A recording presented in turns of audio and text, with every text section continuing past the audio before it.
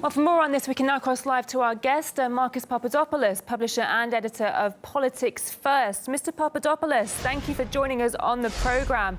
Now, why do you think the Western media is staying silent on the story despite the large loss of civilian life? Well, first of all, it's very important for people to understand the relationship between Western governments and Western media. Media outlets in America and Britain are not independent. They are very much a part of the political elite in Washington and London.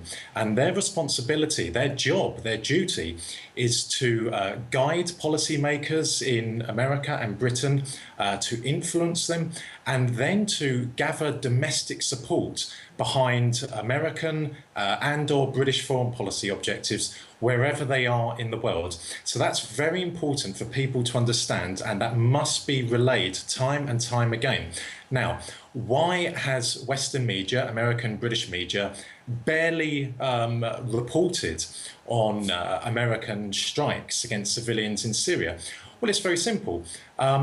Western media is there to do the PR job in many ways of the American and British governments. They are there to project America and Britain as beacons of civilization, as the protectors, the guardians of human rights and democracy.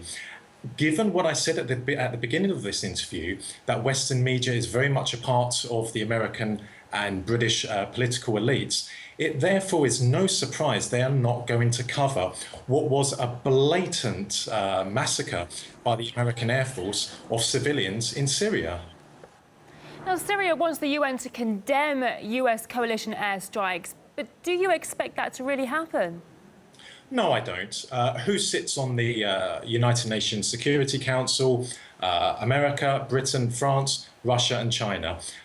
If Russia was to put a resolution forward, or even if China was to put a resolution forward to condemn the attacks in Syria, nothing will happen with it, because the Americans and the British representatives, or the ambassadors, their ambassadors to the UNSC, will simply veto it. So unfortunately, we live in a world where these sort of crimes by the American government, for example, will not be highlighted to Western audiences. And you know, I was listening to your report just now, whereby the spokesperson for the State Department, James Kirby, had the audacity, the nerve to say that of all the militaries in the world, the American military takes the most care when it comes to civilians in wartime.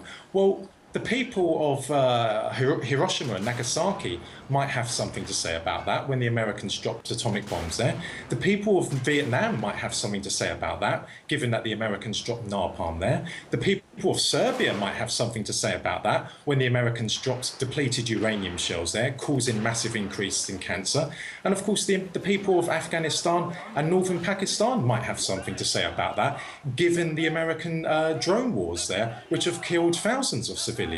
So it really is laughable how the American and British governments present themselves to the world. But unfortunately, there will not be a change in the way Western media reports on these atrocities. And let's call a spade a spade. It was an atrocity that the Americans carried out in Syria, but it's not going to be exposed because Western mainstream media are very much a part of the American and British political elites.